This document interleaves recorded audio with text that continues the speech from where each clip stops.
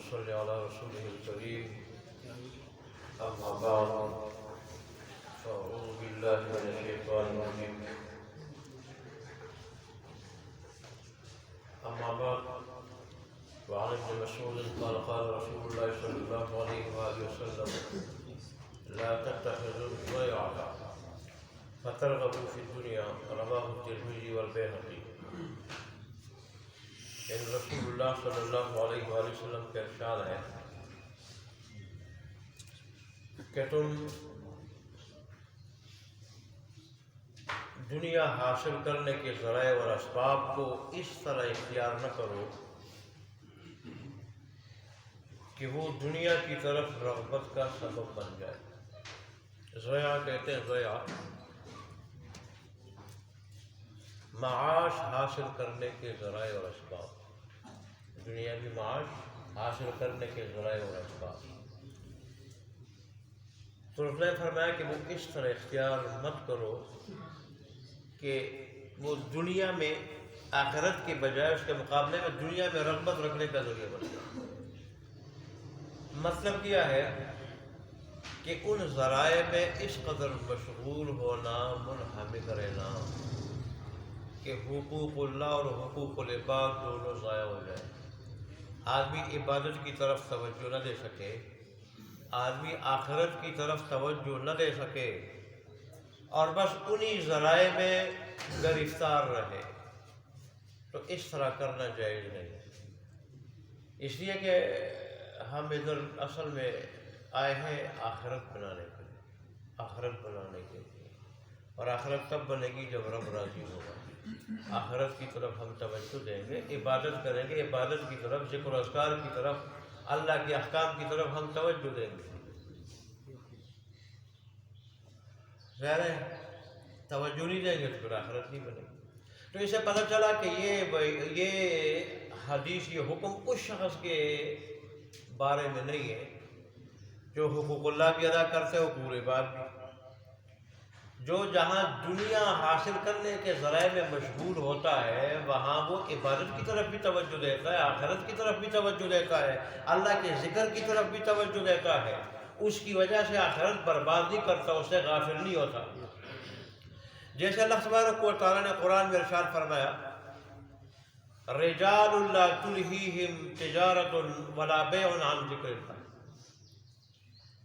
کہ مسلمانوں میں ایسے بھی لوگ ہیں، ایمان والوں میں، کہ نہ انہیں تجارت اور نہ خرید و فروخت، کوئی چیز انہیں اللہ کی یاد سے، اس کے ذکر سے غافل نہیں کر سکتی۔ تو علماء لکھتے ہیں اس کے دو مطلب ہیں۔ ایک مطلب تو یہ کہ وہ تجارت و صنعت کی طرف توجہ ہی نہیں دیتے، ان میں مشغول ہی نہیں ہوتے، ان میں مشغول ہی نہیں ہوتے کہ اس کی وجہ سے کہیں آخرت سے غافل نہ ہو جائے، آخرت کی طرف جو ہے وہ یہ نہ ہو کہ آخرت کی طرف ہماری توجہ نہ رہے۔ ایک مطلب یہ ہے، اور دوسرا مطلب اس کا یہ ہے کہ اللہ نے ایسے لوگوں کی تحسین فرمائی، ایسے لوگوں کی تعریف فرمائی جو تجارت میں مشغول ہونے کے باوجود، صنعت و تجارت میں منہمک ہونے کے باوجود، مشغول ہونے کے باوجود وہ آخرت سے غافل نہیں ہوتے، اللہ تبارک کی عبادت سے غافل نہیں ہوتے، اللہ کی یاد سے غافل نہیں ہوتے۔ اور علماء کہتے ہیں یہ دوسرا مطلب زیادہ راجح ہے، جس کی طرف وَإِقَامِ الصَّلَاةِ وَإِيتَاءِ الزَّكَاةِ یہ الفاظ جو ہے وہ اشارہ کر رہے ہیں، نماز بھی پڑھ رہے ہیں اور جائز دنیا بھی حاصل کر رہے ہیں، وہ زکوٰۃ بھی دے رہے ہیں اور جائز دنیا بھی حاصل کر رہے ہیں۔ تو ایسے یہاں بھی مراد یہی ہے کہ دنیا میں ایسے مشغول ہو جائے کہ پھر اللہ تبارک و تعالیٰ کی طرف توجہ نہ دے سکے، اسی کی ممانعت نہیں۔ ایک حدیث تو یہ ہو گئی۔ دوسری حدیث دنیا کی محبت آخرت کے نقصان کا سبب ہے، اس کے متعلق ہے۔ وعن ابی موسیٰ قال قال رسول اللہ صلی اللہ علیہ وسلم من احب دنیاہ اضر بآخرتہ ومن احب آخرتہ اضر بدنیاہ فاصروا ما يبقى على ما يفني رواہ احمد والبیہقی۔ رسول اللہ نے فرمایا کہ جو آدمی اپنی دنیا کو دوست رکھے گا اور دنیا کو دوست رکھتا ہے تو وہ آخرت میں نقصان اٹھاتا، اپنے آخرت کو نقصان پہنچاتا۔ اس سے کون سی دوستی مراد ہے؟ کون سی محبت مراد ہے؟ وہ محبت جو اللہ کی محبت پہ غالب آ جائے، اللہ کی محبت پہ غالب آ جائے۔ دنیا کی ایسی محبت جو اللہ کی محبت پہ غالب آ جائے اور دنیا کی محبت میں گرفتار ہو کے رب کو فراموش کر دے، اللہ کے احکام کو فراموش کر دے، اللہ کے ذکر کو فراموش کر دے، فرائض کو فراموش کر دے، وہ مراد۔ اور دوسرا جملہ، جو آخرت کو دوست رکھتا ہے تو وہ اپنی دنیا کو نقصان پہنچاتا ہے، اپنی دنیا کو نقصان پہنچاتا ہے۔ پھر رسول اللہ صلی اللہ علیہ وسلم نے فرمایا بس تم ترجیح دو اس چیز کو جو باقی رہنے والی ہے، اس چیز پہ جو فنا ہونے والی۔ ویسے محمود تو ہے حد اعتدال، یہ تو اس کی بات ہو رہی ہے کہ ایک آدمی دنیا کو اس طرح ترجیح دے دے کہ اس کی وجہ سے اللہ تبارک و تعالیٰ کو بھلا دے، آخرت کو بھلا دے اور اپنی وہ آخرت کو برباد کر دے، یا پھر آخرت کی طرف ایسا متوجہ ہو جائے، ایسا متوجہ ہو جائے کہ دنیاوی ضروریات کا بھی خیال نہ رکھے، دنیاوی ضروریات کا بھی خیال نہ رکھے۔ تو فرمایا کہ جب اس طرح دونوں محبتوں میں ٹکراؤ ہو تو پھر تم دنیا کے مقابلے میں آخرت کی محبت کو ترجیح دو۔ لیکن اس میں محمود حد اعتدال ہے کہ آدمی دنیاوی ضروریات بھی حاصل کرے کہ دنیاوی ضروریات میں کسی کا محتاج نہ ہو، کسی کا محتاج نہ ہو، اور اپنی آخرت کی طرف بھی توجہ دے، دنیا کی وجہ سے آخرت برباد نہ ہو۔ رسول اللہ صلی اللہ علیہ وسلم نے فرمایا تھا کہ ہر امت کا کوئی فتنہ ہوتا ہے، ہر امت کا۔ میری امت کا بھی ایک فتنہ ہے، خاص فتنہ، میری امت کا بھی ایک خاص فتنہ ہے، اور وہ خاص فتنہ میری امت کا کیا ہے؟ وہ مال ہے اور عورتیں، مال ہے اور عورتیں، کہ میری امت عورتوں کی وجہ سے، عورتوں کے فتنے میں گرفتار ہو کے یہ آخرت کو برباد کرے گی، اور یا مال کی محبت میں گرفتار ہو کے، مال کی لالچ میں آ کے، اور بس دنیا بڑھانے کے مقابلے میں آ کے یہ پھر کیا کرے گا؟ آخرت کو برباد کرے گا، اللہ تبارک و تعالیٰ کو ناراض کرے گا۔ رسول اللہ نے فرمایا، اور پھر یہ یہاں تک رسول اللہ نے ارشاد فرمایا کہ دنیا جو ہے وہ بڑی ہری بھری ہے، یہ ٹیپ ٹاپ والی ہے، کہیں اس دنیا کی وجہ سے تم آخرت کو برباد نہ کر ڈالو۔ آج آپ دیکھ رہے آج مسلمانوں کا کیا حال ہے۔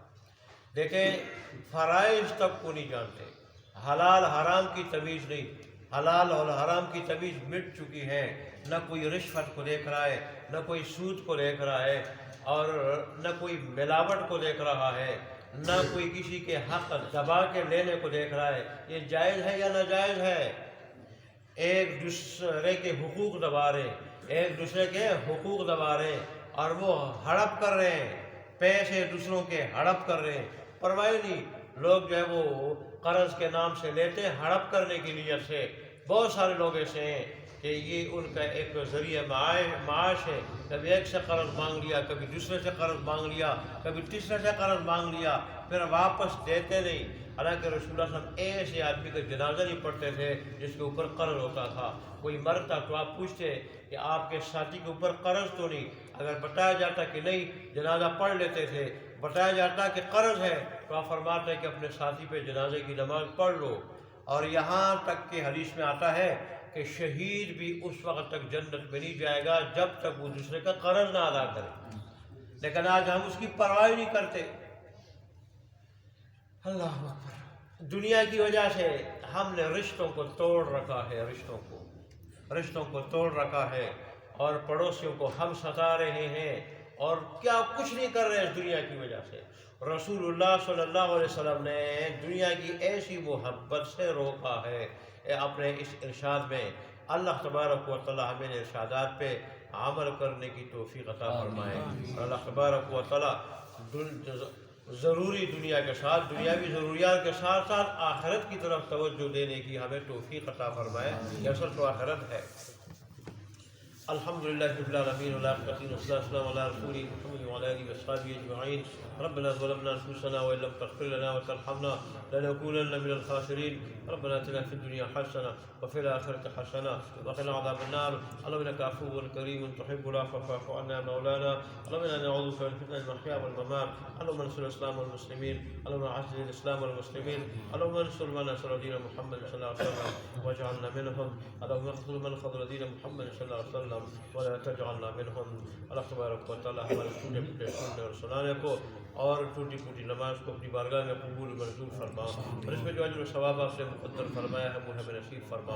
اللہ تبارک و تعالیٰ سے لے کے مرتے دم تک ہمیشہ ہمیشہ کے لیے ہمیں اپنے دین کی باتیں سننے اور سنانے کی، اور پھر ہم سب کو اس پر 100% مکمل عمل کرنے کی توفیق عطا فرما دے۔ اللہ تبارک و تعالیٰ اس مجلس کو ہماری نجات کا ذریعہ بنا دے، ایسی نجات کو اس کے بعد پھر کبھی پکڑنا ہو۔ اللہ تبارک و تعالیٰ تمام بیماروں کو شفا کامل عاجلہ مستمرہ عطا فرما۔ جو پریشان حال ہے حضرات ان کی پریشانیوں کو دور فرما، جو مخروض ہے ان کو قرضوں سے نجات دے دے۔ اللہ تبارک و تعالیٰ خصوصاً 10 والے ساتھیوں میں سے یا ان کے متعلقین رشتہ داروں میں سے کوئی بیمار ہے، پریشان ہے یا مقروض ہے تو ان کو ان مصیبتوں سے نجات عطا فرما۔ اللہ تبارک و تعالیٰ میں دنیا آخرت دونوں کی خوشیاں نصیب فرما، دونوں کی مصیبتوں سے بچا، آخرت کی خوشیاں ابتدائی سے نصیب فرما، آخرت کی مصیبتوں سے ابتدائی سے محفوظ فرما۔ اللہ تبارک و تعالیٰ ہم سے راضی ہو جا، ایسا راضی ہو جا کہ پھر کبھی ناراض نہ ہو، ہماری دعاؤں کو قبول منظور فرما۔ آمین یا رب العالمین یا حی یا قیوم۔ ربنا تقبل منا انك انت السميع العليم وتب علينا انك انت التواب الرحيم، وصلى الله تعالى على خير خلقه محمد وعلى اله وصحبه اجمعين برحمتك يا